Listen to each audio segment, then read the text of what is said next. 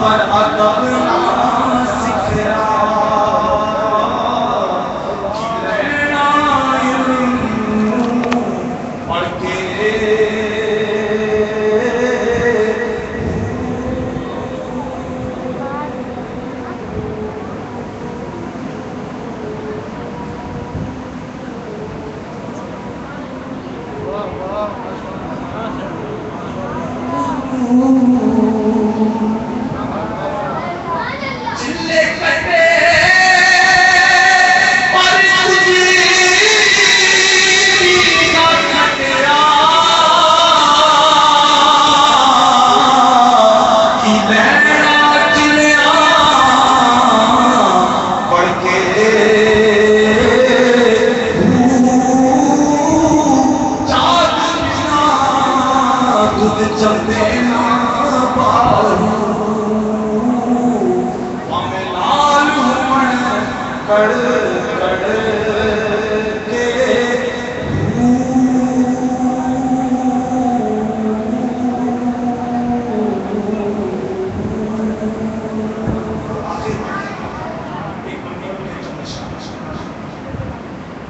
چیز کی جرت پر جانے رنگ و سجدے میں ہے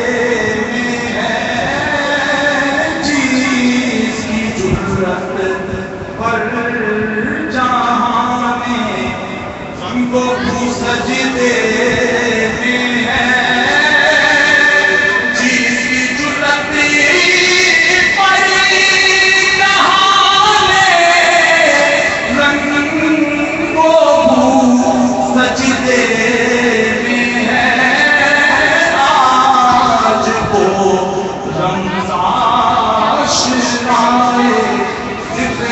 سجدے میں ہے آج وہ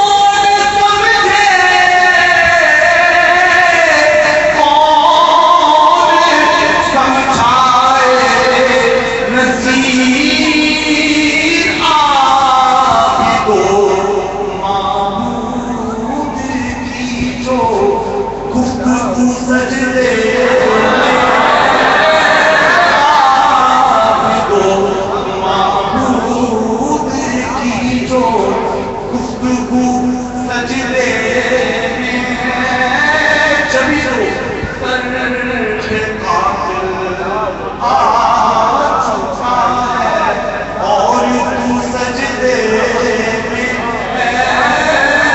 سر پہ قاتل چکا ہے اور تو سجدے میں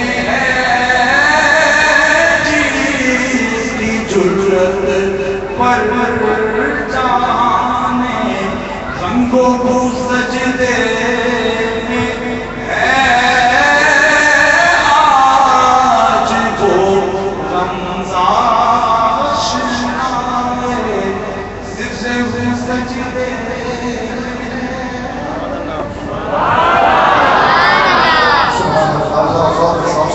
سبحان اللہ. ہماری خوشخبری کے دوران منقبت اس بزم کے اس محفل کے مسافر اعلیٰ ہماری آپ کی آنکھوں کی ٹھنڈک اور ہزاروں کے لوگ کا چین. میری مراد پیر طریقت حضرت علامہ مولانا پیر سید فضل حمید میاں صاحب دعوت برکاتہ عالیہ آستانہ عالیہ قدیریہ بصیریہ تیرٹی بزم میں جلوگر ہوئے. میں اپنی جانب سے مسجد کی منتظمہ کمیٹی کی جانب سے آپ کو خوشامدید کہتا ہوں. اور نعت کے دوران ہماری اس بزم کے زینت اور عالم باعمل حضرت علامہ مولانا محمد جمہور سہیلی دعوت برکاتہ عالیہ جامعۃ المصطفیٰ ملیر سے جلوگر ہوئے. اور حضرت علامہ مولانا مفتی ابوالفیض قاسم رضا صاحب دعوت برکاتہ عالیہ دارالفتہ الفیضان جو کہ اس مسجد سے بھی دارالفتہ چل رہا ہے اس کے رئیس اور اس کے خادم ہیں. میں آپ کو بھی خوش آمدید کہتا ہوں. اسی دوران حضرت علامہ مولانا محمد رفیق قادری صاحب امام و خطیب جامع مسجد محمدی تشریف لائے. میں آپ کو بھی خوش آمدید کہتا ہوں. حضرت علامہ مولانا مفتی محمد احسن رضا مدنی امام و خطیب جامع مسجد اولیاء تشریف لائے. میں آپ کو بھی خوش آمدید کہتا ہوں. محترم جناب مولانا الدین صاحب امام و خطیب جامع مسجد مدینہ تشریف لائے. میں آپ کو بھی خوش آمدید کہتا ہوں. آپ اس وقت علماء کرام اور مشائخ کے بابرکت چہروں کی زیارت سے مشرف ہو رہے ہیں. اور اس موقع کو غنیمت سمجھتے ہوئے میں آپ کے سامنے اپنے صاحبان سے آپ کی اس مسجد کے ایک خادم اور آپ کی مسجد کی اس چمک کی آبیاری کرنے والے ایک عظیم عالم دین جو کہ بحیثیت مفتی بحیثیت عالم اس مسجد کے دارالفتہ میں جلوگر ہوتے ہیں. میں مدرسہ اور دارالفتہ کے حوالے سے مختصر گفتگو کے لیے اجتماع گزار ہوں. حضرت علامہ مولانا مفتی ابوالفیض قاسم رضا قادری صاحب سے کہ تشریف لائیں اور مسجد کے مدرسہ اور دارالفتہ کے حوالے سے عوام الناس کو آگاہ اور باخبر فرمائیں. نعرہ تکبیر. اپنے خیال سے آپ اپنی آنکھوں کی ٹھنڈک پا رہے ہیں. یہ وہ عظیم علمی شخصیات ہیں, یہ وہ روحانی شخصیات ہیں کہ جن سے لوگ علم ظاہر بھی پاتے ہیں, علم باطن بھی پاتے ہیں. آپ آنکھوں کی ٹھنڈک بھی کیجیے, سینوں کو چین بھی کیجیے اور ذرا زور سے کہہ بھی دیجیے نعرہ تکبیر.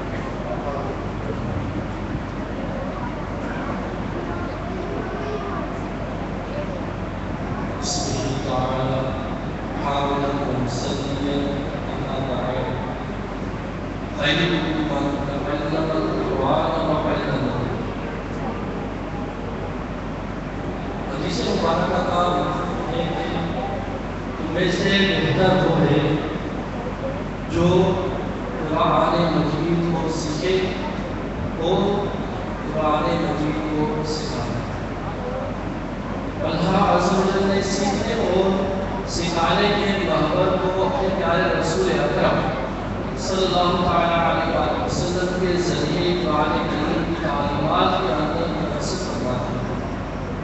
اللہ عز و جل نے اس پوری کائنات کے علم کو ایک کتاب کے اندر محیط کر دیا، ایک کتاب کے اندر ضبط کر کے لا دیا، اور یہی ہمارے عوام اہل سنت کا کتاب ہے۔ قرآن مجید کے سیکھنے کا ایک مرحلہ تو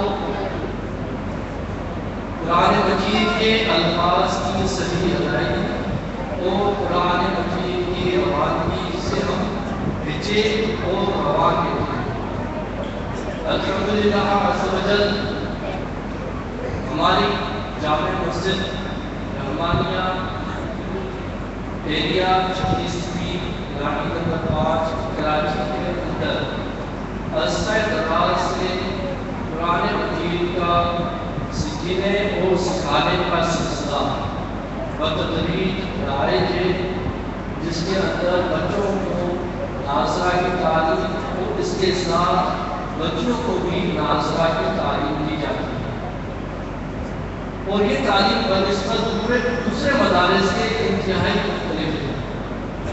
اس میں صرف اور صرف ناظرہ کی تعلیم ہی نہیں، بلکہ اس کے ساتھ 6 کلمے اور دعائیں اور کچھ احادیث کریمہ اور مکمل نماز سکھانے کا طریقہ بھی سکھایا جاتا ہے۔ اس ادارے کے اندر کم و بیش 60 بچے اور 90 بچیاں تعلیم حاصل کر رہی ہیں، اور صرف اس کے ساتھ اس ادارے کے اندر ہمارے مسجد کی انتظامیہ کے تعاون کے ساتھ صرف بچوں کے لیے نہیں بلکہ بڑوں کے لیے بھی ایک اور پروگرام کا انعقاد کیا گیا ہے، ایک اور پروگرام کو تشکیل کیا گیا ہے، جو ہے قرآن مجید کے الفاظ کے معانی کو سیکھا جائے۔ اس کے اندر قرآن مجید کے ترجمہ اور اس کی تشریح اور اس سے حاصل ہونے والے مسائل اور مسائل بھی بیان کیے جاتے ہیں۔ اس ترجمہ قرآن کی جو نشست لگائی جاتی ہے وہ مغرب سے لے کر عشاء تک کے درمیان کی عرصے میں وقت میں لگائی جاتی ہے، اور اسی کے اندر اور اسی ادارے کے اندر ہمارے یہاں ایک دارالفتہ کا بھی انعقاد کیا گیا ہے۔ دارالفتہ کیا چیز ہے اور اس سے کیا فائدہ حاصل ہو سکتا ہے، یہ ایک تو اہم سوال ہے۔ جب تک ان کو نہیں سمجھیں گے تو دارالفتہ کی اہمیت بھی سمجھ میں نہیں آئے گی۔ دارالفتہ لفظ افتاء کا تو معنی ہے جواب طلب کرنا یا جواب دینا، اور دار کا معنی ہے گھر، یعنی ایسی جگہ جہاں پر انسان اپنے درپیش مسائل کا حل طلب کرے۔ ہماری روزمرہ میں خرید و فروخت کے معاملات یا اس کے علاوہ گھریلو زندگی کے اتار چڑھاؤ والے ایسے مسائل جتنے ہمیں مکمل شرعی رہنمائی نہیں ہو، تو اس کے لیے یہ دارالفتہ کا انعقاد کیا جاتا ہے۔ اب اس کی اہمیت کیا ہے؟ اس کی اہمیت قرآن مجید کی ایک آیت کریمہ فَاسْأَلُوا أَهْلَ الذِّكْرِ إِن كُنتُمْ لَا تَعْلَمُونَ، بروز محشر ہر ایک انسان سے سوال کیا جائے گا اور اسے جواب طلب کیا جائے گا۔ وہاں پر کچھ لوگ اپنے اچھے اعمال کی بدولت چھوٹ جائیں گے، کچھ لوگ ایسے بھی ہوں گے جن کے اعمال اچھے نہیں ہوں گے، تو وہاں پر انسان اپنی ایک فطرت کا اظہار کرے گا اور وہ ایک عذر پیش کرے گا، اور اس حضور میں کہے گا کہ مجھے علم نہ تھا. اب جو واقعہ بروز محشر پیش ہونے والا تھا اللہ عز و جل نے اس کو قرآن کریم کے اندر ہی بیان کروا دیا کہ فَاسْأَلُوا أَهْلَ الذِّكْرِ إِن كُنتُمْ لَا تَعْلَمُونَ. یہ اہل علم سے پوچھو اگر تمہیں علم نہیں. تو بروز محشر لا علمی اور کسی کو علماء کرام فرماتے ہیں کہ دار اسلام جہاں دینی تعلیمات عام ہیں وہاں جہالت بزرگ نہیں. اب جہالت کو ختم کرنے کے لیے ضروری ہے کہ ہمیں علم حاصل کرنا چاہیے. اور علم جو ہے پہلے علم سے ہی ملتا ہے. دوائی طبیب سے ملے گی, ڈاکٹر سے ملے گی, اور تشخیص مروجہ طور پہ مشین ہی کرے گی. تو ایسے ہی لا علمی کو دور کرنے کے لیے علم والے حضرات ہی ہوتے ہیں جو علم لا کر لا علمی کو دور کرتے رہتے ہیں. تو جب تک ہم اپنا تعلق اور وابستگی پہلے علم سے نہیں کریں گے تب تک اپنے اندر جو لا علمی سے ہونے والے مسائل درپیش ہو رہے ہیں یا جن پر ہم عمل کر رہے ہیں لا علمی کی بنیاد پر, وہ تب تک دور نہیں ہو پائے گا جب تک ہم پہلے علم سے اپنی وابستگی مضبوط نہ کریں. تو جس کے لیے یہاں پر اپنی رحمانیہ مسجد کے اندر ہی دارالفتہ کا بھی انعقاد کیا گیا ہے. اس کے سوال اور سوال کے جواب حاصل کرنے کے دو طریقے کار ہیں. ایک تو یہ ہے کہ اس جمعے کے اندر بھی امام صاحب نے اعلان کے طور پر بھی بیان فرما دیا تھا کہ ای میل کی بھی سہولت رکھی گئی ہے. اور اس کے علاوہ دارالفتہ کے فون نمبر بھی ہے. اور اگر کسی کو تحریری سوال کا جواب چاہیے تو اپنا تحریری سوال آئے یا یہاں پر آ کر اپنا سوال بیان کرے تو اس کو ماحول کے ساتھ تحریری جواب بھی عنایت کیا جاتا ہے. دارالفتہ کی جو ٹائمنگ ہے وہ 3 سے لے کر جمعہ تک کی ہے, اور عصر سے لے کر عشاء تک کی ہے. ان اوقات میں آپ کسی بھی وقت تشریف لا کر اپنا سوال اور شرعی رہنمائی کے لیے تشریف لا کر اپنی شرعی رہنمائی حاصل کریں. اور اس کے اندر ایک اور چیز کا ہمیں لحاظ رکھنا چاہیے کہ لازمی نہیں کہ جب مسئلہ پیش ہو تبھی ہم شرعی رہنمائی کریں. کچھ مسائل ایسے ہوتے ہیں جنہیں ہمیں آگاہی پہلے سے ہوتی ہے کہ یہ ہمیں پیش ہونے والے ہیں.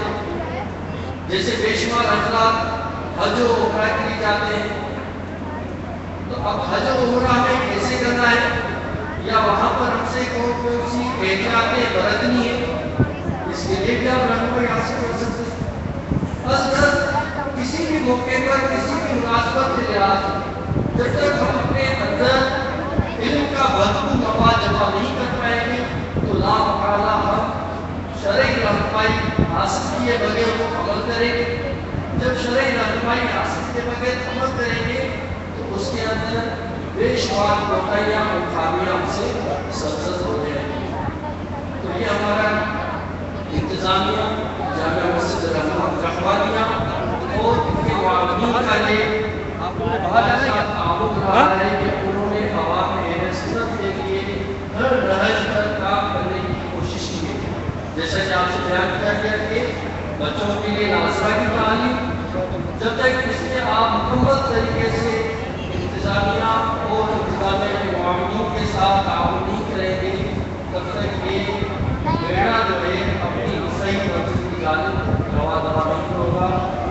اللہ عز سے دعا ہے اللہ عز ہمیں دینی کاموں میں بھرپور تعاون کرنے کی کوشش کی عنایت فرمائے. آمین. سبحان اللہ, ماشاءاللہ.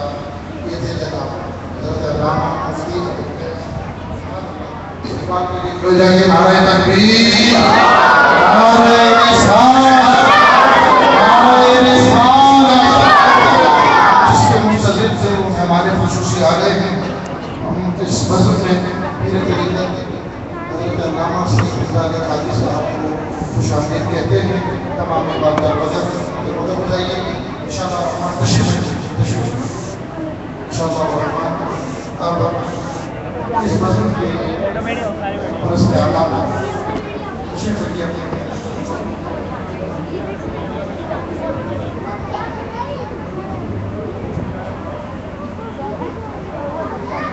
اس فصل کے سرپرست اعلیٰ علت مرشاد پیر سید عبدالاحد میاں صاحب زیادہ پیر شریف میری مراد پیر طریقت رہبر شریعت حضرت علامہ پیر سید فضل حمید میاں صاحب علامت برکات العالیہ آستانہ عالیہ قبیلہ وسیلہ کمیٹی اعتماد گزار ہیں کہ آپ اپنی شفقتوں کی کلمات سے آپ اپنے نصائح سے اور اپنے کرم فرمائی کے الفاظ سے ہم سب پر اپنی نظر فرمائیں. انتہائی ادب و احترام کے ساتھ اعتماد گزار ہیں پیر طریقت پیر سید فضل حمید میاں صاحب علامت برکات العالیہ سے کہ آپ اپنے مواعظ حسنہ سے ہمیں مستفیض فرمائیں. نعرہ تکبیر، نعرہ رسالت، نعرہ رسالت، نعرہ خلافت، نعرہ حیدری، حیدری، حیدری، حیدری، حیدری، حیدری، حیدری، حیدری، حیدری، حیدری.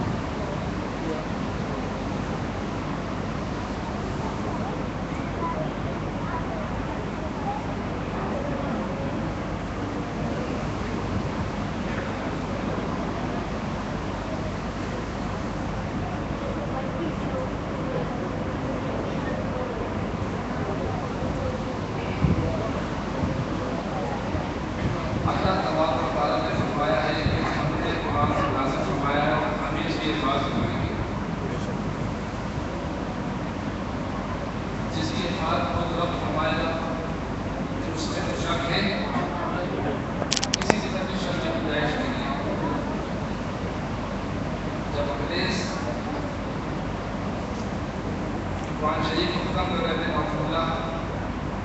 ایک صاحب نے بچے کو پڑھ دیا کہ پڑھنا شروع کر دیا کہ نام پڑھانے کی کتاب کا تفصیل اس نے پڑھنا شروع کر دیا. کہا کہ ان کے سینوں سے کتنا ختم کرو گے؟ اگر قرآن شریف ظاہری طور پہ تم ختم کر سکتے ہو کر لو. ان کے سینوں سے کیسے ختم کرو جو سینوں میں رکھا ہوا ہے؟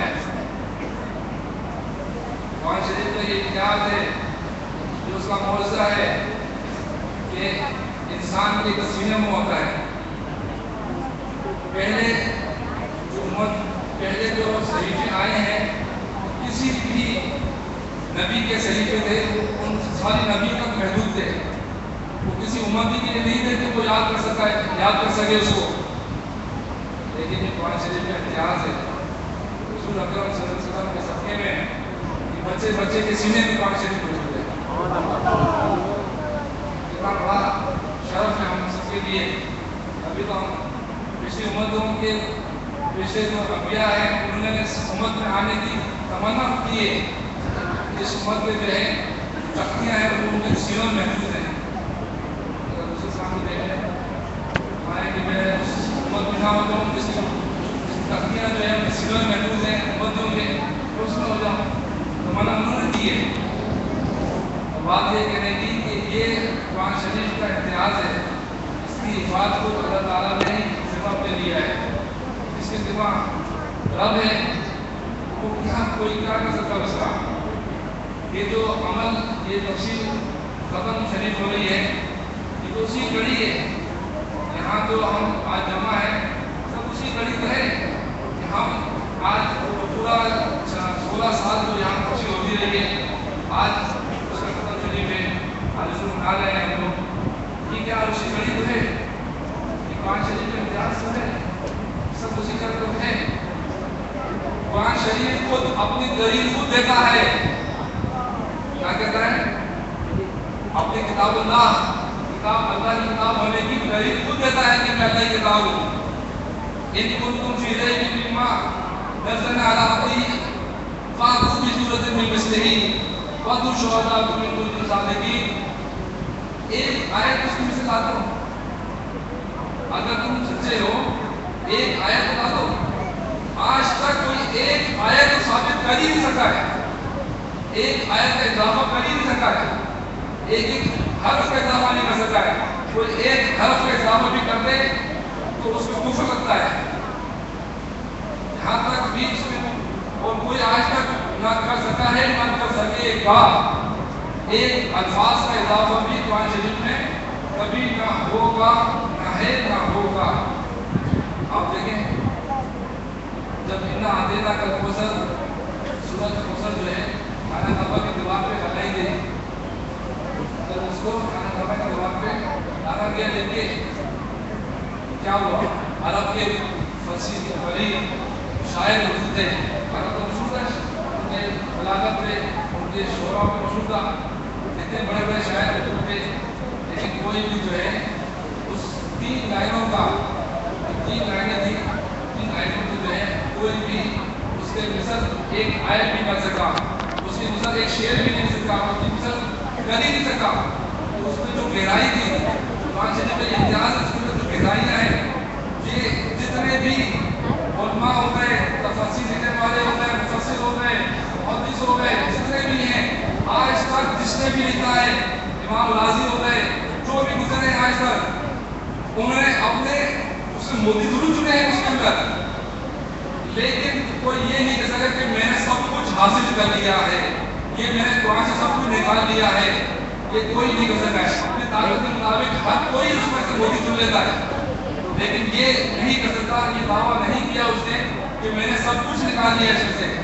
اس سے بندی کیا کیا؟ یہ قرآن وہ قرآن ہے، یہ وہ اس کی شان ہے کہ اس کی جو ہے اس کے اندر سے جو علم اور جو عرفان اور جو صرف نحو بلاغہ کیا کچھ سمندر اس میں لکھا ہے تو آج ہم پڑھ رہے ہیں.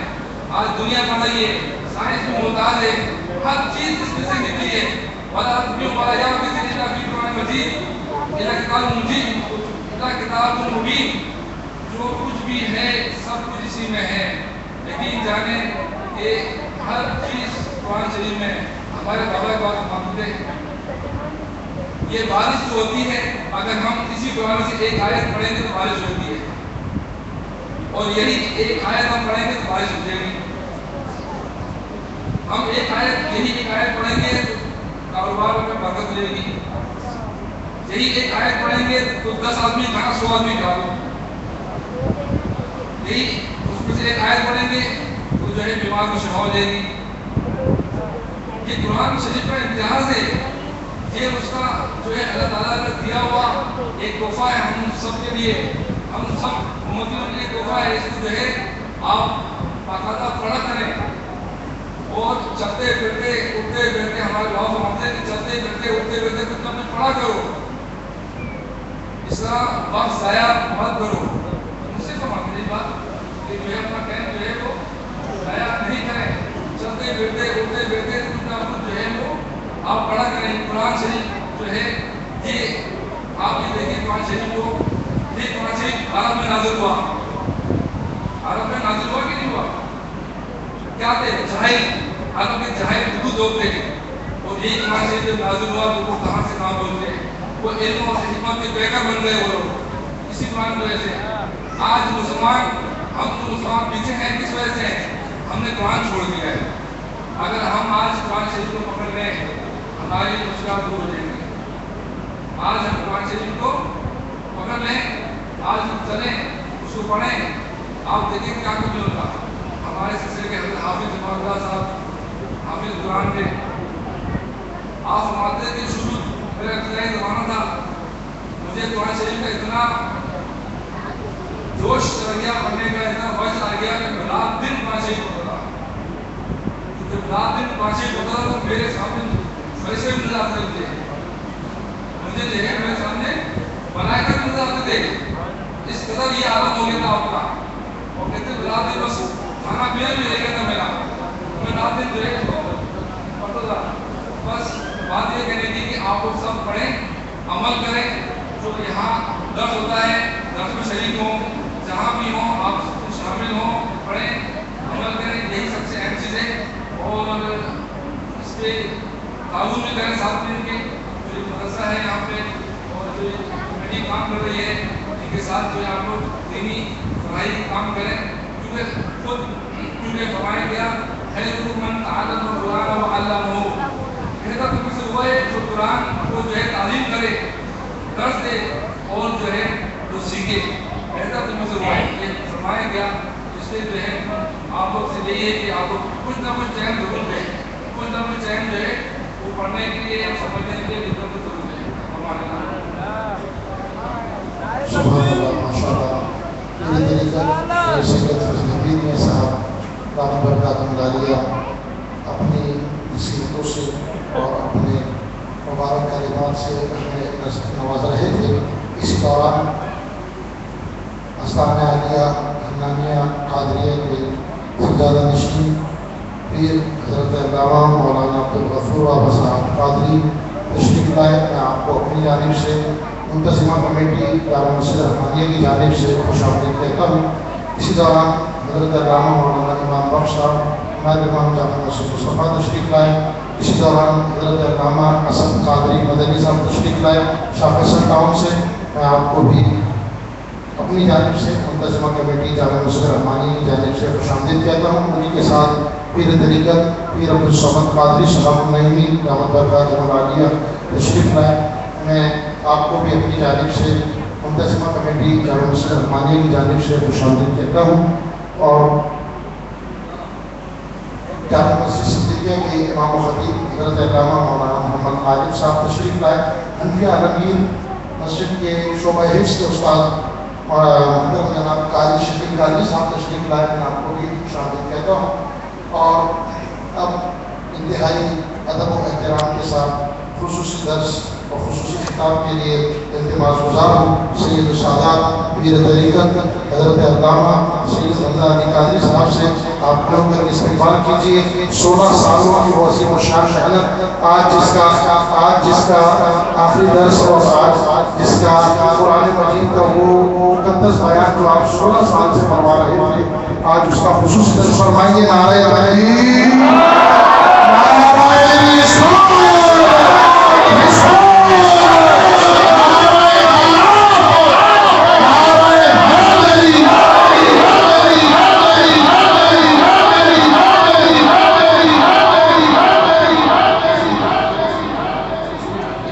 گزار حضرت علامہ پیر سید احمد علی قادری صاحب دامت برکاتہ عالیہ.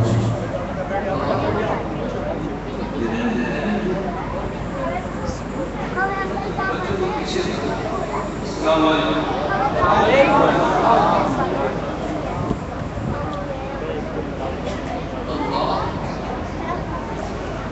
بچوں آگے آ جاؤ, میرا بس ہوتا تو میں گود میں لے کے تقریر کرتا اور باتیں کرو.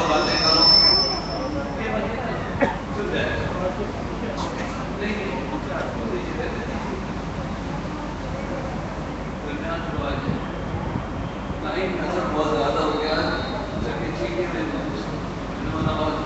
شاہد شیخ کیا ہے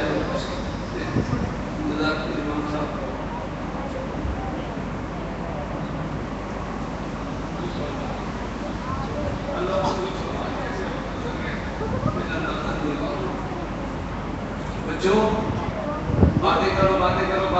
باتیں کرو. لیکن کس کی باتیں کرو؟ قرآن کی بات کس کی بات کرو؟ جس کا کلام ہے اس کی بات. کس کا کلام ہے قرآن؟ بچوں کس کا کلام ہے قرآن؟ اللہ اللہ. وہ جو جسم و جان سے پاک ہے، جو آواز سے پاک ہے، اس کا کلام. زبان کس کی ہے؟ بچوں بتاؤ، مجھ سے باتیں کرو بیٹا، مجھ سے باتیں کرو.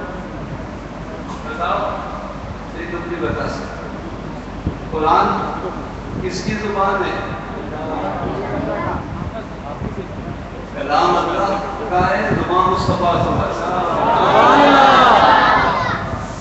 اور یہ اللہ رسول کے درمیان ایک ایسا راز ہے ہمارے آپ کے، کیونکہ قرآن مخلوق نہیں ہے، خدا بھی نہیں، اللہ بھی نہیں. اس کی صفت کلام و علم کا مظہر ہے. اللہ اللہ ہے،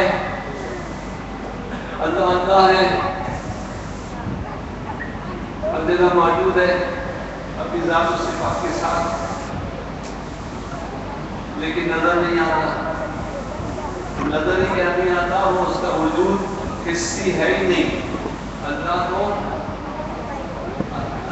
محسوس کر سکتے ہو؟ نہیں کر سکتے.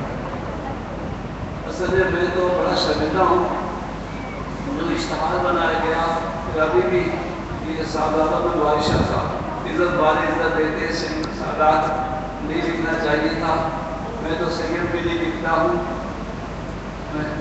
میں نے یہ دیکھا 12 سے 12 امام ہوں، اور میں نے امام حسین اللہ تعالیٰ عنہ کے ہاتھ سے لکھا ہوا قرآن، اس کی کاپی آسمانے کی برکت سے، اور آسمان میں بڑی نعمتیں ہیں. تو وہ میں نے دیکھی جو جہاں انہوں نے دستخط کیے ہیں. تم کہیں بھی دنیا میں کسی ایک جگہ سے کہیں سید علی لکھا ہوا بتا دو کہ مولا علی نے کبھی سید علی لکھا ہو.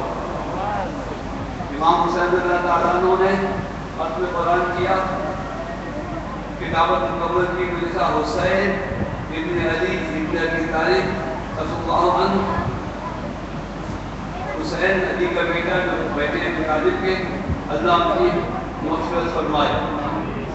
یہ سفر کے رستے میں جی شہادت کے واقعے سے 1 مہینے پہلے، 1 مہینے پہلے، اچھا اگلے سال 60 ہجری، 65 ہجری کا شروع ہو گیا، ابتدا کا ہو گیا. تو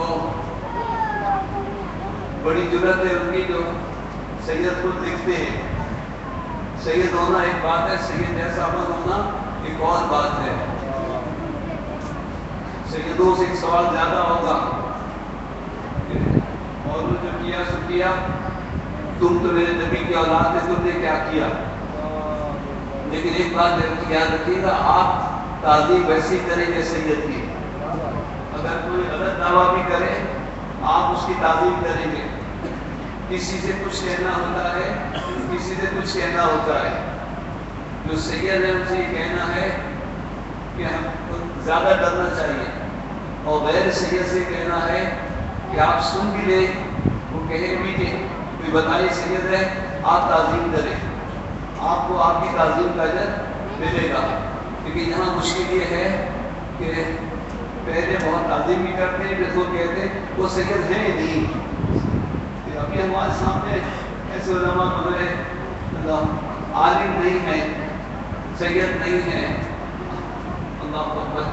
اور میں سچا اعتراف کرتا ہوں کہ میں عالم نہیں ہوں، اور مطلب کہنا اس لیے بند کر دیا کہ بعض ہمارے اکابر بزرگوں نے کہا کہ تم جب اتنی باتیں کرنے کے بعد 1-2 گھنٹے تقریر کرنے کے بعد یہ کہتے ہو کہ میں عالم نہیں ہوں، تو وہ جو مخالف ہوتے ہیں وہ ساری بات سن کر بھی کہتے ہیں کہ دیکھیے ٹھیک ہے باتیں تو صحیح ہے لیکن عالم نہیں ہے.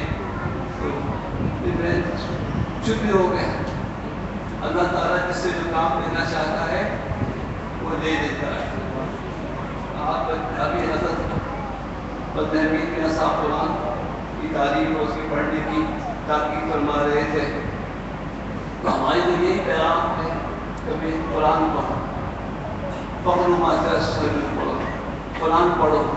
اللہ نے فرمایا بھی فرمایا مجھے معلوم ہے دن کو بہت سے کام ہوتے ہیں, اور مریض بھی ہوتے ہیں, اور روزی کی تلاش میں بھی ہوتے ہیں, اور بعض لوگ جہاد میں بھی ہوتے ہیں, لیکن پھر بھی فخر مال میں پھر بھی قرآن تھوڑا سا پڑھا کرو. اور پڑھنا نہیں آتا ہے تو پڑھنا سیکھو.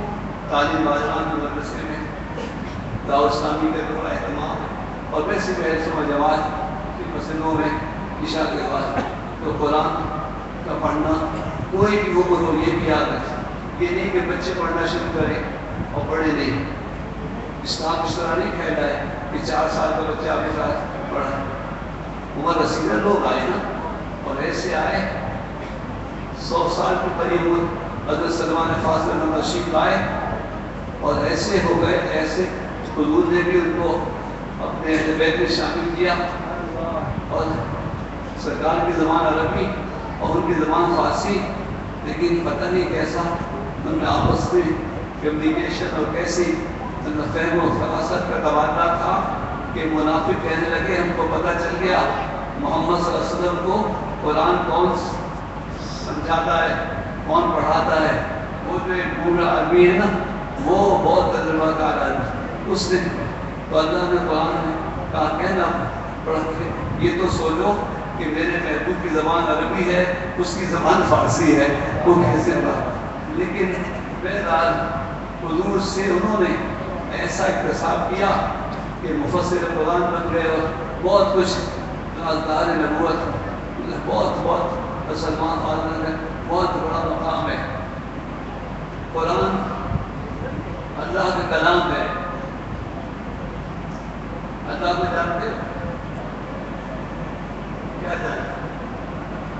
میں تو اللہ کے بارے میں یہ تو نہیں کہ میں اللہ کے بارے میں زیادہ جانتا نہیں ہوں, میں اللہ کو مانتا ہوں.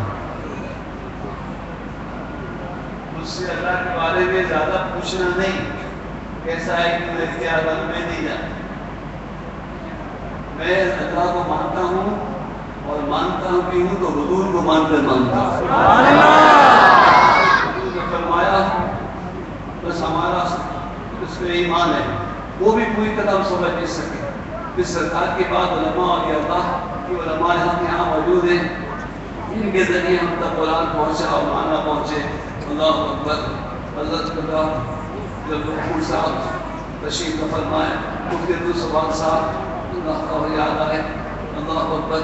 یہ ان کی ہمت افزائی سے ہم نے بولنا شروع کر دیا, ورنہ ہمارے یہاں بڑی سختی تھی, کلام کی اجازت نہیں ہوتی تھی جب تک کوئی حافظ نہ ہو. ہمارے پیر صاحب کہتے تھے حافظ نہیں ہو تو تم کیا بیان کرو گے, کیا ہے قرآن میں پتہ ہے تم کو, تو بات مت کرو, کلام کی گنجائش نہیں ہے. لیکن ہمارے ملک میں خصوصاً اور اب دنیا میں کیسا وقت آ گیا ہے کہ علماء اور عوام کے درمیان ایک خلیج پیدا ہو گئی ہے. تو پھر کچھ لوگ ایسے ہوتے ہیں جو عوام اور خواص کے درمیان رابطے کا کام دے دیتے. اور میں اپنے ایک دوست شریف احمد خان ایسپوچ بیرو میں ہمارے ساتھی تھے شہری, ان کا ہی ممنون ہوں کہ ایک دن میں دفتر پہنچا تو انہوں نے کتاب مجھے دکھائی, کسی وہ کوئی ان کو لے کے گیا تھا اور مجھے دی. تو اس میں وہ نزول کی اعتبار سے صورتوں کا ذکر تھا کہ یہاں بیان شروع ہوا. تو میں نے سوچا کہ چلو مصحف جس طرح قرآن جمع ہے اس پہ تو بیان ہوتا ہے. حالانکہ مسجد میں 30-35 سال ہو رہے, 30-35 سال سے وہاں آیات پڑھ کر اس کا ترجمہ آلات اور ترجمے سے خیر حاصل کرتا ہوا. اور بھی پیر ابشاد علی صاحب بھی اللہ فضل اور علامہ قادری صاحب, لیکن اعلیٰ حضرت مرکز ہے اس دور میں. مگر اب ہماری اردو ایسی ہو گئی ہے, ہمارا دعویٰ تو ہے اردو جانتے کریں گے, اردو جانتے نہیں ہیں. اعلیٰ حضرت کا ترجمہ پڑھنے کو کہو تو کہہ دیتے ہیں وہ اردو بڑی مشکل ہے. اللہ اکبر. اور بعض باتیں ایسی ہوتی ہیں کہ وہی الفاظ کچھ ترجمانی کر سکتے ورنہ قرآن کا ترجمہ کرنا آسان نہیں ہے. کسی کی بات کو سمجھانا وہی سمجھا سکتا ہے. کلام کو سمجھنے کے لیے متکلم کا سمجھنا ضروری ہے. جس کا کلام ہے جب تک اس کے مزاج سے آشنا نہیں ہوگے اس کلام کو نہیں سمجھ سکو گے کہ وہ کہاں تنبیہ کر رہا ہے, کہاں وہ بشارت دے رہا ہے, کہاں لفظ بشارت کا ہے لیکن وعید ہے. جب تک اس کے مزاج سے آشنا نہیں ہوگے اللہ اکبر اس کا کلام نہیں سمجھ سکتے. تو جب تک اللہ کو نہ جانو گے اس کے لیے بولنا مشکل ہے نا, مزاج بھی نہیں بول سکتے. اللہ اللہ ہے, بس اللہ موجود ہے لیکن محسوس نہیں ہوتا. اس کا وجود ہوتا ہے حصی ہے, لکھنے سے بھی اللہ نہیں ہوتا. کہیں اللہ لکھا یہ اللہ ہے, بچوں سے پوچھے کیا ہے, کہیں اللہ ہے. اللہ ہوتا ہے, اس کا وجود نہ حرفی ہے نہ حصی ہے, نہ اس کو دیکھ سکتے ہو نہ سن سکتے ہو.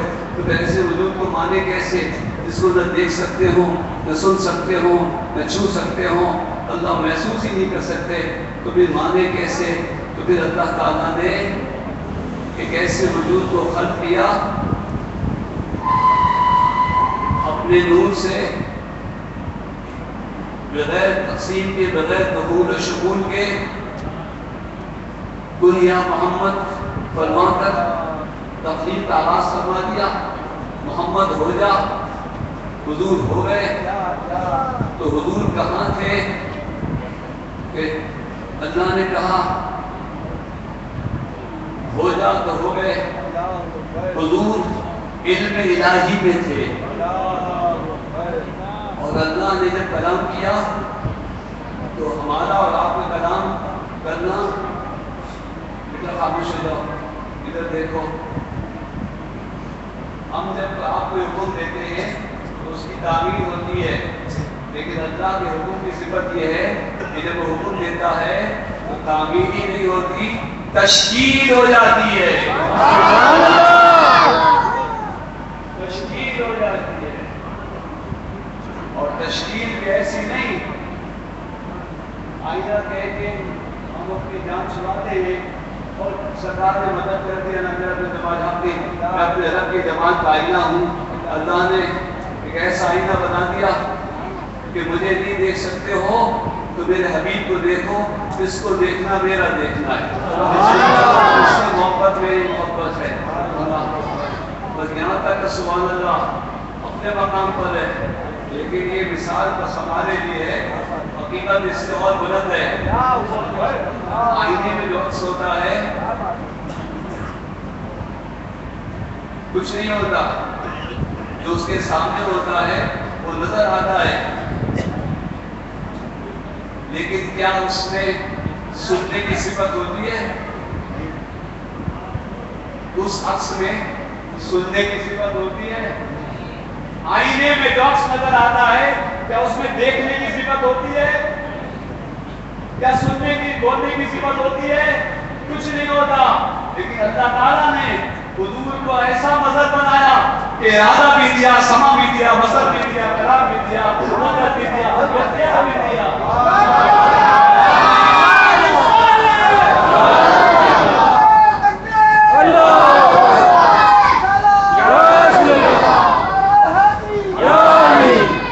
اور سب سے بڑی بات یہ ہے کہ اپنے کلام کا مظہر بنایا.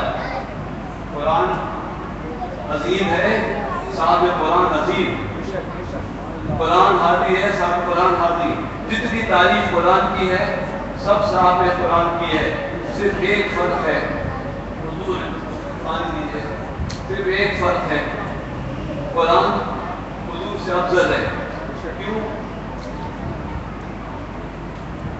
کیونکہ قرآن مخلوق نہیں ہے اور حضور مخلوق ہے. قرآن مخلوق نہیں ہے, قرآن اللہ کا کلام ہے.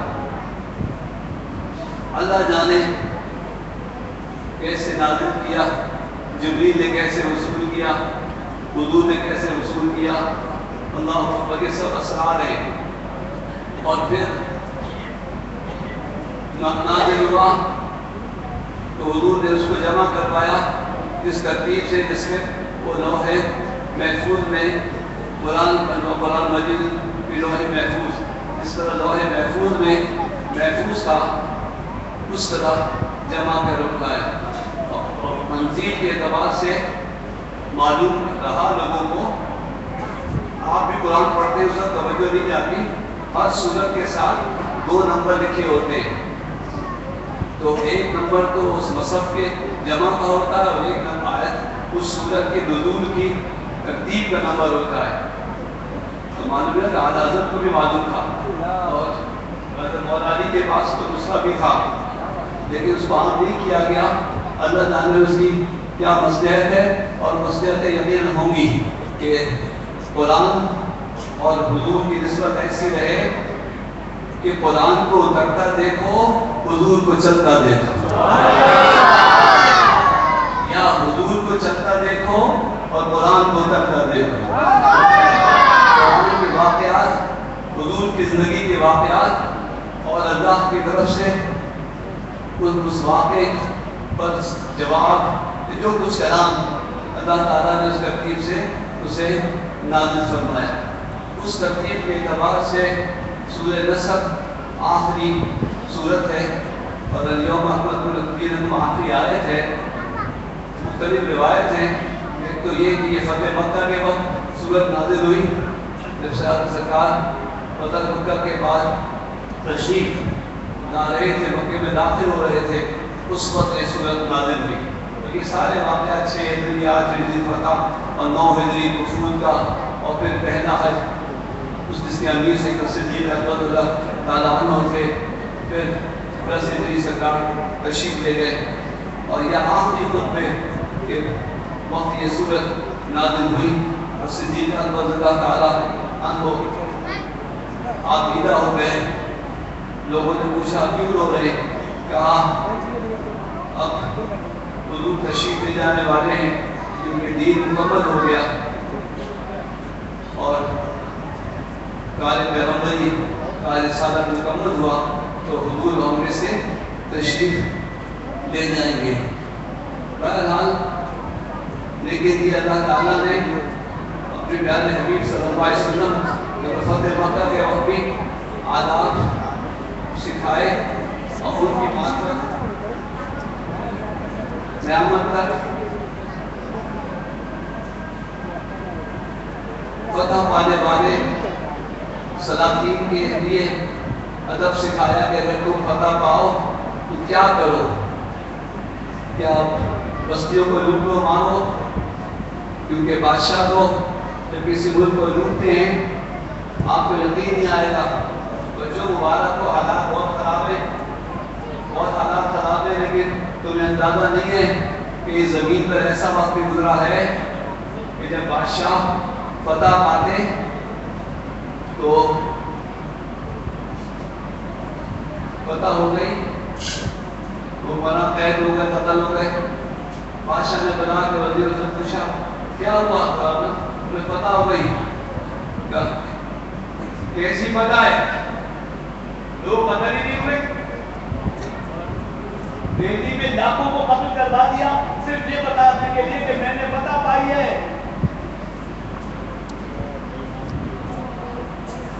تم لوگ کبھی حساب میں ہو، یہ چھوٹے موٹے پٹاخے بادشاہ جب فتح کرتے تھے تو لاکھوں کو صرف اس لیے قتل کرا دیتے تھے کہ معلوم ہو جائے کہ ہم نے فتح کیا ہے۔ اللہ اکبر، اللہ اکبر۔ لیکن اللہ تعالیٰ نے یہ آداب سکھائے، اذا جاء نصر اللہ والفتح، اے پیارے حبیب جب نصرت و مدد آ جائے، فتح آ جائے، کیا کرو، کیا کرو، اذا جاء نصر اللہ والفتح ورأيت الناس يدخلون في دين الله افواجا، اور جب لوگوں کو دیکھو جو اسلام میں داخل ہوتے ہوئے، وسبح بحمد ربک واستغفر انہ کان توابا، بس اپنے رب کی تسبیح پڑھو اور استغفار کرو، وہ بہت توبہ قبول کرنے والا ہے۔ حضور صلی اللہ علیہ وسلم نے اس سورت کی نزول کے بعد سبحان اللہ بحمدہ، سبحان اللہ بحمدہ، استغفر اللہ، اس کی کثرت کی ہے۔ بیٹا بیٹھ جاؤ، کہیں بھی بیٹھ جاؤ، اس کو دوست کو تلاش کر رہے ہیں، بھائی دوست کہاں جا رہے ہیں؟ بیٹا کہاں جا رہے ہیں؟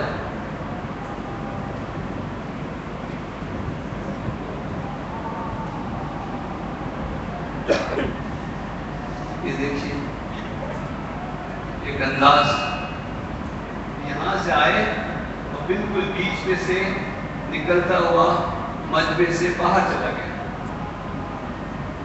یہ چاول کا دانہ ہے جو تمہاری بستی کا مزاج ہے، تمہارے بچے تمہارے قابو میں نہیں ہیں، تمہاری اولاد تمہاری فرما بردار نہیں ہے۔ اتنے بڑے مجمع میں اور لائق بچہ ہے، لائق ماں باپ کا بچہ بنانے میں نہیں آتا، لیکن یہ یاد رکھو باپ کا کردار باپ کے ساتھ، بیٹے کا بیٹے کے ساتھ۔ اب امیر معاویہ رضی اللہ تعالیٰ عنہ کا مقام اپنی جگہ اور یزید ولید اپنی جگہ، حضرت سعد بن ابی وقاص جن کے حضور فرمائیں کہ میرے ماں باپ کو فدا ہو، کتنا بڑا مقام ہے، اور وہ اس کا بیٹا عمر بن سعد کربلا کے میدان میں امام علی مقام کی طرف پہلا تیر مارے اور کہے تو وہ گواہ رہنا پہلا تیر میں نے پھینکا ہے۔ جب تک اپنے بچوں کی نگرانی نہیں کرو گے، بچوں کو وقت نہیں دو گے اور ان پہ نظر نہیں رکھو گے، ضروری کہ تمہارے جیسے ہوں، جب تک وہ تمہاری روٹی پانی کے محتاج ہیں وہ تمہارے فرما بردار نظر آئیں گے، پہلی تنخواہ کے بعد باقی ہو جائیں گے اور شادی کے بعد ہو جائیں گے، اور ذمہ داری تمہاری ہوگی ماں باپ کی، کیونکہ اتنا وقت کسی کو نہیں ملتا جتنا انسان کو ملتا ہے، کسی جانور کو اتنا وقت نہیں ملتا ہے۔ سب سے زیادہ بچے کس کے ہوتے ہیں؟ کون سے جانور ہیں جو بہت بچے تھے، ایک وقت ہزاروں سینکڑوں اندھے بچے کو اولاد ماں کے ساتھ رہ نہیں پاتی، اور وہ ہے مچھلی۔ کتنے بچے ہوتے ہیں مگر ہوتے ہی ماں کہیں بچے نہیں، وہ کسی جال میں وہ کسی جال میں۔ بکری کو 2-2.5 سال ملے تو اس کے گلے میں بچھڑی، اور انسان کو کتنا وقت ملتا ہے اپنے بچوں کے ساتھ؟ اللہ لمبا وقت ہے، لیکن زیر اثر وقت 12 سال کو ملتے ہیں۔ ایک نوجوان کی زندگی کے سارے گناہ ایک طرف، لیکن اگر ماں باپ سے یہ پوچھ لیا گیا کہ ہم نے تو تمہیں اولاد معصوم اپنے مانا کے اعتبار، صفت کا اعتبار معصوم سے ہوتا ہے، معصوم بچے معصوم ہوتے ہیں اپنے اعتبار سے، ان بچوں کو تم نے کیا بنایا تو تم کیا جواب دو گے؟ آج یہاں سے لوٹو، اپنے بچوں کو بھی توجہ دو اور ان کے سامنے اچھے بچوں کو قصے سناؤ، باتیں کرو۔ موضوع میرا موضوع بکھرا ہوا ہوتا ہے کیونکہ میں خود بکھرا ہوا ہوں، آپ بھی بکھرے ہوئے ہیں، اور مجھ سے یہ نہیں ہو سکتا کہ سامنے ایک منظر دیکھوں اور بولوں نہیں۔ ایک بچہ آئے اور بالکل بھی محفل سے یہ دیکھتا ہوا کہ کوئی دوست، کوئی بھائی، کوئی صدا، اور یہ ہے انسان۔ اللہ اکبر، جہاں اس کا دوست ہوگا وہ وہاں جائے گا، جہاں اس میں جاننے والا ہوگا جائے گا۔ تم بھی اپنے دوستوں کو نیک محفلوں میں لے کے آؤ گے تو آئیں گے، کہ جیسے تمہارے دوست ہوں گے ویسے ہی تم ہو جاؤ گے، کہ تم جیسے ہو گے ویسے دوست ہو جائیں گے، لیکن تم کو فیصلہ کرنا ہے کہ تم کو اپنے جیسا بنانا ہے کہ تم کو ان جیسا بننا ہے۔ سورہ نصر نے سلاطین زمانوں کو یہ سکھایا ہے کہ فتح کے وقت لوگوں پر ظلم نہ کرنا۔ سرکار کو تشریف میں داخل ہو رہے تھے، مفتی سوال اور سر مبارک اس قدر جھکا ہوا تھا کہ لکڑی کے پادان کے اگلے حصے سے بار بار لگ رہا تھا اور آنکھوں سے آنسوؤں کی جھڑی بہ رہی تھی۔ اتنے میں آواز آئی، کوئی صحابی آگے جا رہے تھے تو کہتے یوم الرحمہ، یوم الرحمہ، آج گوشت کا دن ہے۔ معنی کیا ہے؟ آج ہم مکے والوں کو بتائیں گے انہوں نے ہم پر کتنا ظلم کیا تھا، آج ان سے بدلہ لیں گے۔ حضور نے کہا ان کو بلاؤ یہاں بلاؤ۔ بلایا، پوچھا کیا نعرہ لگا رہے ہو؟ کہا یا رسول اللہ صلی اللہ علیہ وسلم آج یوم الرحمہ بدلے کا دن ہے۔ سرکار نے فرمایا کتنی پیاری ذرا سی تبدیلی فرمائی۔ کہا نہیں یہ مت کہو اليوم یوم الرحمہ، یہ کہو اليوم یوم الرحمہ۔ رحمت بن کر آیا ہوں۔ اللہ اکبر۔ کاش آج کی پارٹی کے لوگ سن رہے ہوتے، کاش آج حکمران سن رہے ہوتے کہ جہاں حکومت ملتی ہے اللہ اکبر وہ ضروری سمجھتے ہیں کہ عوام پہ سختی کی جائے۔ اللہ اکبر۔ رحم کرنا چاہیے، رحم کرنا چاہیے اور ڈرنا چاہیے اور دلوں میں حکومت کرنی چاہیے۔ بہرحال تو سورہ نصر نے آداب سکھائے سرکار کے ذریعے قیامت تک آنے والوں کے لیے، اور امام حسین رضی اللہ تعالیٰ عنہ کے ہاتھ پہ لکھا ہوا قرآن، اس کی فوٹو کاپی زیارت کے لیے آثار شریف میں آئی تھی، تو میرے ساتھ تو اتفاقات سے ساری باتیں ہوتی رہی ہیں۔ باقاعدہ میں نے کسی مدرسے میں نہیں پڑھا ہے، پہلی کلاس بھی نہیں پڑھی ہے، دینی مدرسہ ہوتا ہے۔ تو اسم صفت فعل کی آپ بتانے آئے تھے کہ دعا اگر امریکہ چلے جاؤں امریکہ چلے گئے، لینگویج کے شوق تھا تو کچھ نہیں، اللہ اکبر۔ لیکن اللہ نے بزرگوں کی صحبت سے یہاں تک پہنچایا، 16 سال یہاں بیان کیا تنظیم کے اعتبار سے سورتوں کا خلاصہ۔ اللہ اکبر۔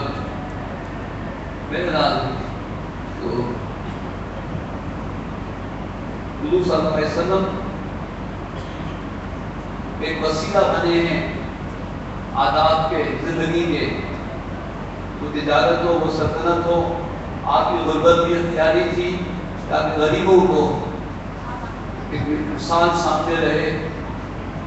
ایسی کامل مثال سارے نبی رسول پہ ہمارا سلام ہو، لیکن جیسی سیرت حضور کی ہے کسی کی نہیں، سارے نبیوں کا سلام ہو۔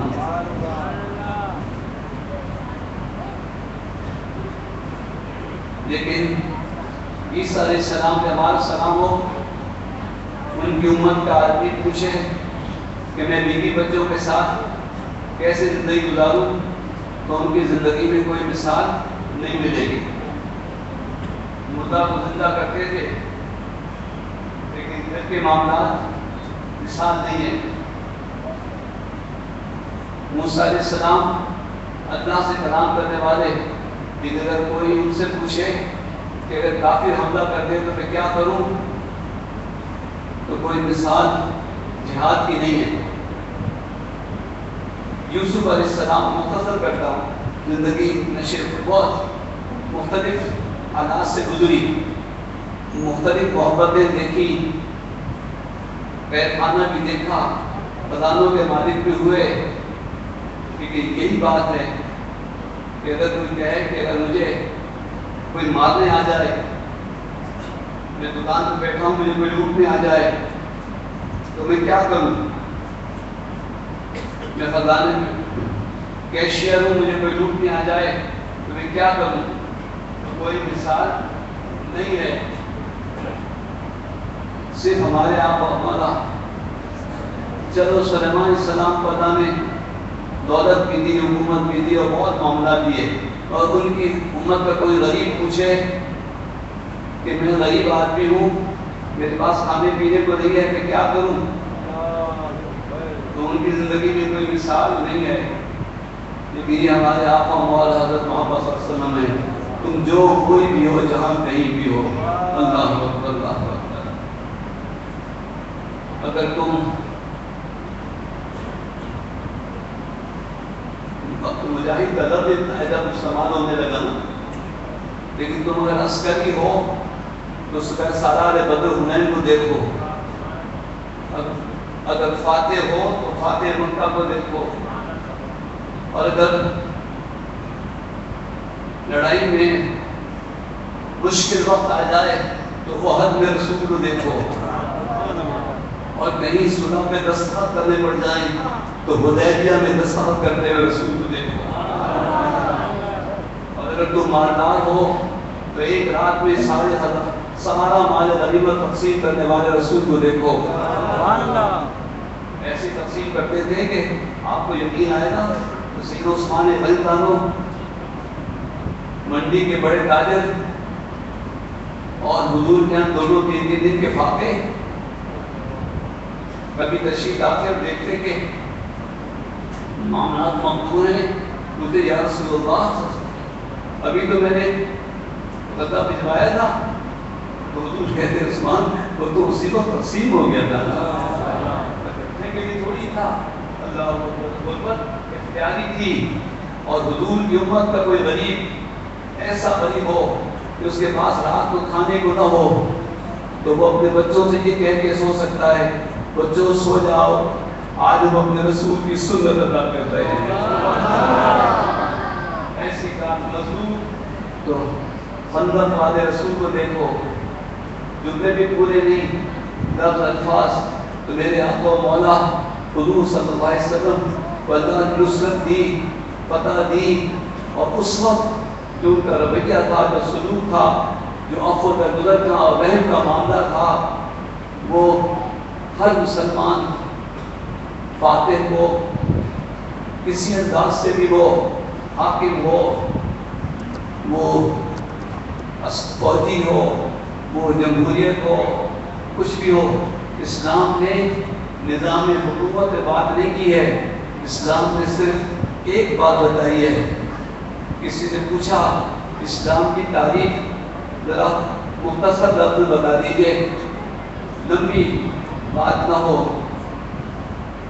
تو شاید علی نے فرمایا، ایسی کوئی بڑی ہستی تھی، فرمایا اسلام سے بھی چھوٹا لفظ بتا دوں، اسلام کی تعریف اسلام سے بھی چھوٹا لفظ بتا دوں، اور وہ ہے عدل، انصاف۔ اگر تم فوجی حکمراں ہو تو بھی انصاف ہو، اگر تم جمہوریت سے چناؤ سے آگے ہو تو بھی لوگوں کے درمیان عدل کرو، عدل اصل چیز ہے۔ اللہ اکبر۔ تو جب اللہ تعالیٰ آپ کو غلبہ دے، ملک میں دے، محلے میں دے، خاندان میں آپ بڑے ہو جائیں تو لوگوں کے درمیان عدل کریں، انصاف کریں، بلکہ اس سے بڑھ کر رحم کریں، رشتہ داروں کے ساتھ صلہ رحمی سے پیش آئیں۔ اللہ اکبر۔ کیونکہ آپ سے یہ 12 کروڑ کے بارے میں نہیں پوچھا جائے گا، یہ 10-12 آدمی جو آپ کے گھر میں ہیں نا، یہ ان کے بارے میں آپ سے پہلے سوال ہوگا۔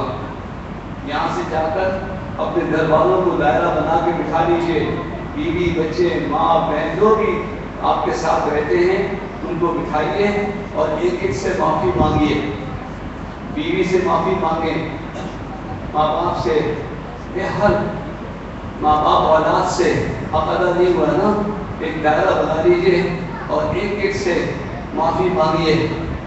اگر آپ نے یہ معافی مانگ لی تو مجھے مرنے کے بعد یاد کریں گے آپ کا نام عمل اتنا ہلکا ہوگا، لیکن آپ یہ کریں گے نہیں۔ بیوی سے معافی، اللہ اکبر، اور مانگنے میں آئے تو پہلی رات معافی مانگتے ہیں اور مہر معاف کراتے ہیں، کہتے ہیں دے دوں گا لیکن مسئلہ شرعی ہے، تو اگر معاف کر دو تو اچھا ہے. پہلی رات کے بخشے میں لوگ ساری زندگی کرتے ہیں. جبکہ میں اس کا حق ہے پہلی رات ہی بلکہ رات کیا میرا شادی بیٹھا تھا تو وہ جو دولہا کا دوست تھا مشیر وہ مجھ سے کہنے لگا کہ جو مہر وعدہ جا رہا ہے یہ بخش پائے جا سکتا ہے نا. میں نے کہا یار پہلے سے وعدہ تو کر لیتے تم. ابھی اس نے وعدہ نہیں کیا ہے اور بخشانے کی صورت پہلے ہو رہی ہے. اللہ اکبر. تو پتہ کسی قسم کی بھی ہو جب اللہ تعالیٰ آپ کو پتہ دے تو غرور نہ کرنا. اللہ کی تسبیح پڑھنا, سر جھکانا, معافی مانگنا. وہ بہت زیادہ معاف کرنے والا ہے. اور حضور صلی اللہ علیہ وسلم کے استغفار امت کے لیے شفاعت. ان کا استغفار وہ تو معصوم ہے لیکن ان کا استغفار کرنا امت کے لیے ہے, امت کے لیے شفاعت ہے. اور اسی طرح آپ پیران نظام, مشاہد نظام جن کے مرید بہت ہوتے ہیں ان کو کثرت سے استغفار کرنا چاہیے کیونکہ مریدوں میں ہر طرح کے لوگ آ جاتے ہیں. اچھے بھی آتے ہیں, برے بھی آتے ہیں. اور وہ پیر نہیں ہے. قیامت کے دن ماں باپ کو منہ پھیریں گے, پیر وہ نہیں پھیرے گا. میں سمجھتا ہوں ماں باپ تو کہہ دیں گے کہ اللہ ہم ذمہ دار نہیں ہیں, ہم نے پڑھا لکھا کے کمانے والا کر دیا تھا, اب اس نے جو کچھ کیا ہم اس کے ذمہ دار نہیں ہیں. لیکن جو اولیاء اللہ ہیں جو متقی ہیں وہ مرید کہیں گے, وہ کہیں گے اللہ جیسا بھی ہے میرا مرید ہے معاف. اور اس سے پہلے قیامت سے پہلے یہاں راتوں کو اٹھ کے اگر آپ کو خلافت مل گئی ہے, اگر آپ کو لوگوں کو توبہ کرانے کا موقع مل گیا ہے تو اپنے مریدوں کی طرف سے توبہ استغفار کیا کریں. یہ سورہ نصر میں جو حضور کی استغفار ہے یہ حضور کی امت کے لیے ہے اور آنے والوں کے لیے. اس میں یہ نصیحت ہے اور یہ مثال ہے کہ تم اپنے متعلقین کے لیے استغفار کیا کرو. اور اس کا بہترین موقع اللہ قرآن جنہوں نے پڑھنے کا اور سننے کا حق ادا کیا. اللہ اکبر, اللہ اکبر. قرآن دلوں کو کھینچ لیتا ہے.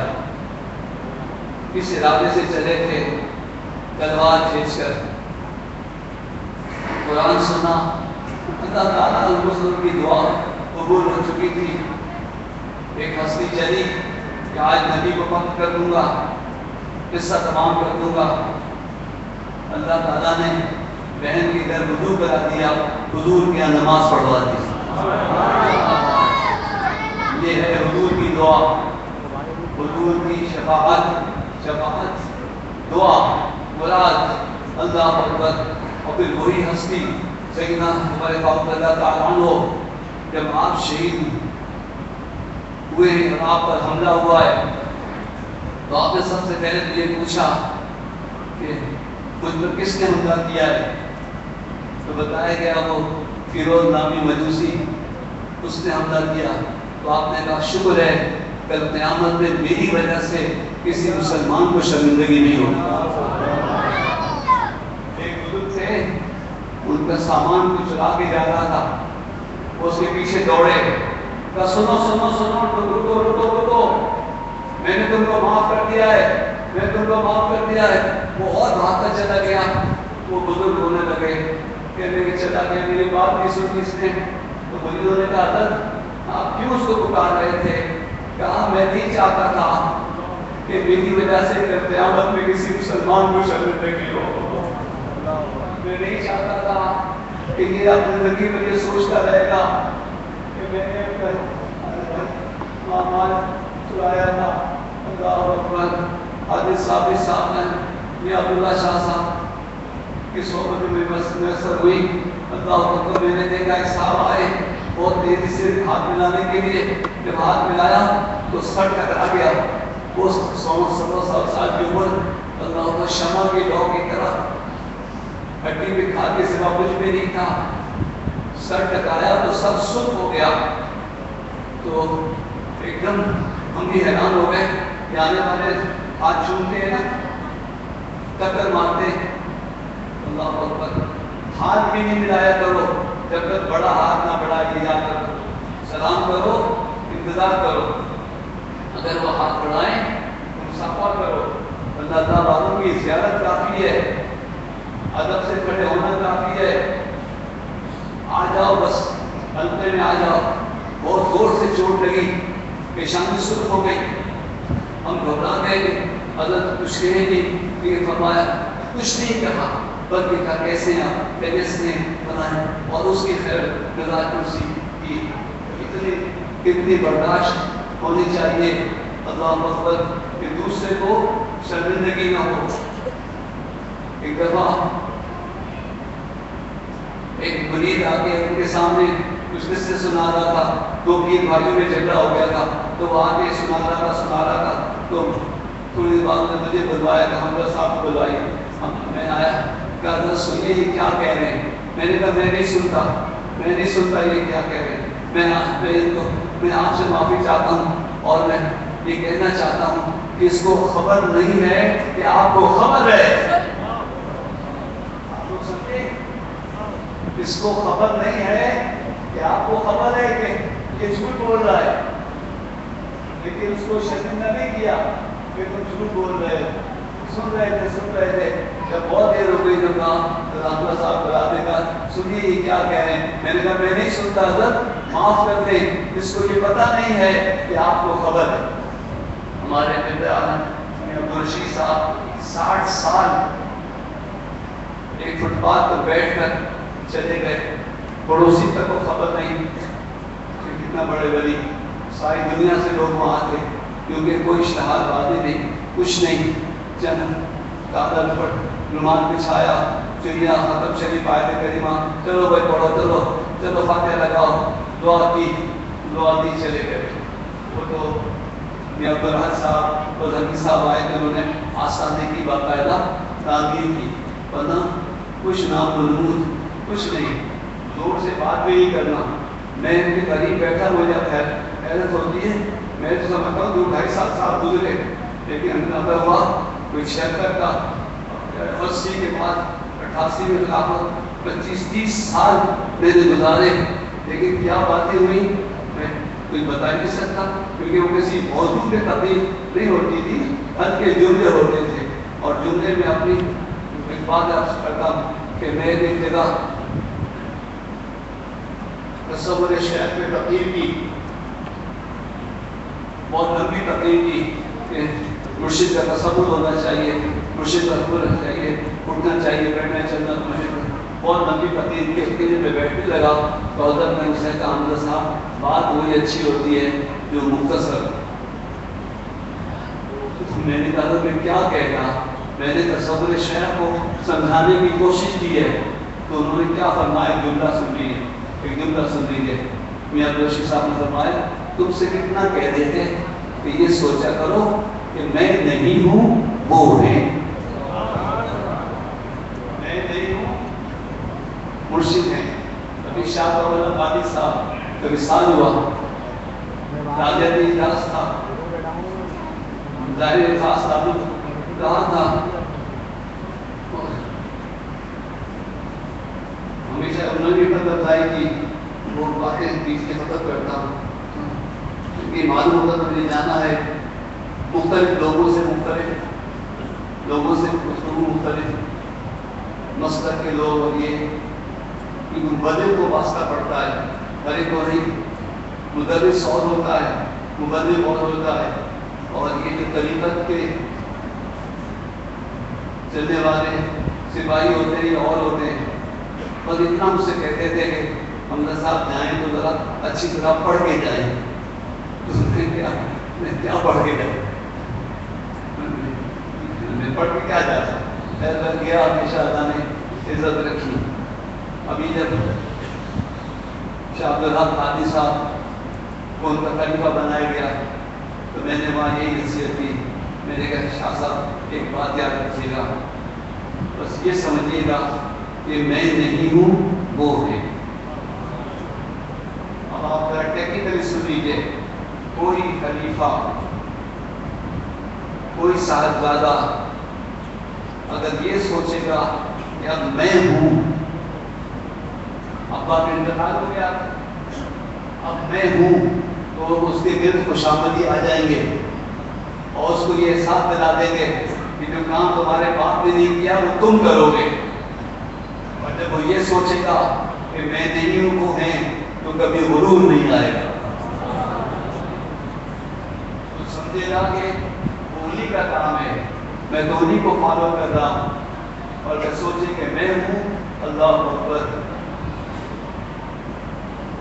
सैयदना उमर ने पूछा किसने वो इकराम किया? का शुक्र है कोई मुसलमान नहीं है।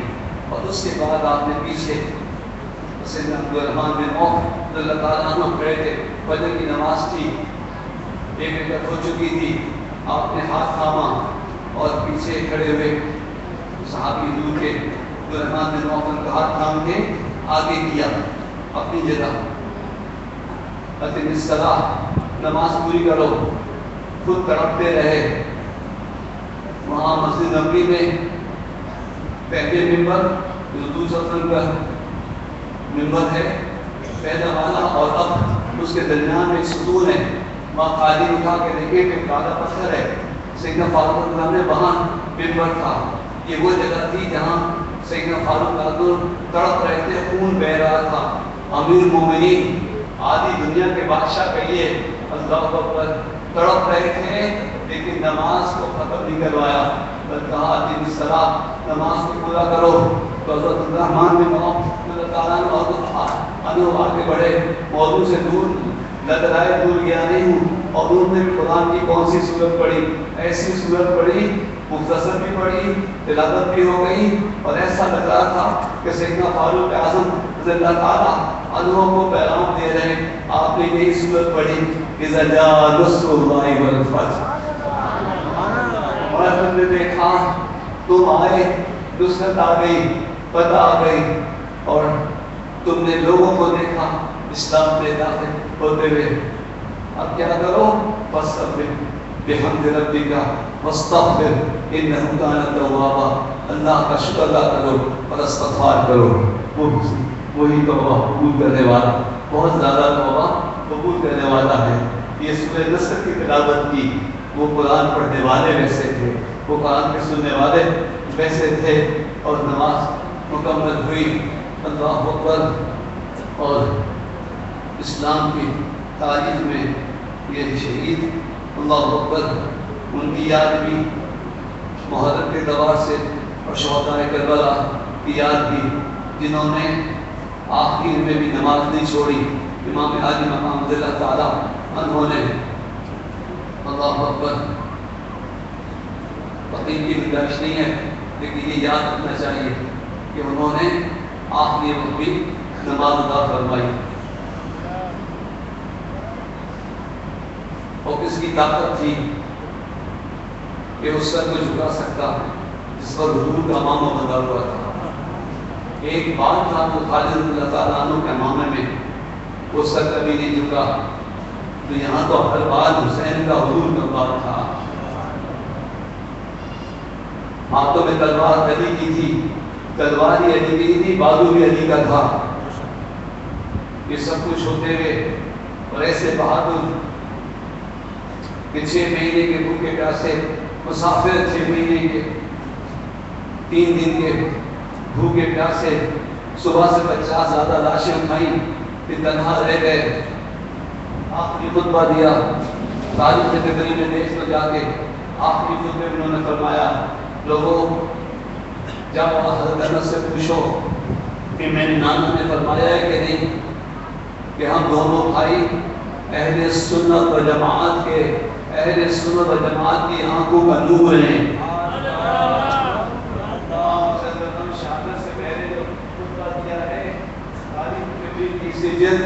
उसमें अहले सुन्नत व जमात का जिक्र किया है। अल्लाह अकबर, कहा हम अहले सुन्नत व जमात की आंखों का नूर है। अल्लाह अकबर। और बहरहाल उस तरह जल्दी करो, بہت دیر ہو گئی، کیا نماز میں دیر ہو رہی، کیا کرو حسین کو قتل کرو، اللہ اکبر. پاس یہ بھی جن کے گھر سے دین ملا، نماز قضا ہو سکتی ہے، محبت قضا نہیں ہوتی ہے. اللہ اکبر. وفا کو اپنی جگہ استوار رہنا چاہیے، نماز بھی قضا نہ کریں، لیکن کسی کی جان بچاتے ہوئے کوئی ایسی ذمہ داری آ جائے اللہ اکبر تو نماز تو پھر ادا ہو سکتی ہے، مگر کسی کو ختم نہ کرنا، کسی پہ ہاتھ نہیں اٹھانا. اللہ اکبر. ہاں لیکن اگر مجبور ہو جاؤ، کوئی بات ہے، سرکار سے پوچھا حضور میں کوئی مجھے روٹ میں آ جائے تو میں کیا کروں؟ کہا دفع کرو. کہ اگر دفع کرتے ہوئے وہ مجھ سے ہلاک ہو جائے تو کہا وہ جہنمی ہے، اور کہا اگر میں مارا جاؤں کہا تم جنتی ہو. اپنی جان مال ایمان کی حفاظت کرتے ہوئے اگر کوئی مارا جائے تو وہ شہید ہے، وہ جنتی ہے، اور جنت کچھ دور نہیں ہے. آپ سے ہم سے جنت کچھ دور نہیں ہے. اللہ اکبر. صرف ایک آیت کے فاصلے میں کھڑی ہوئی ہے، صرف ایک آیت کے فاصلے میں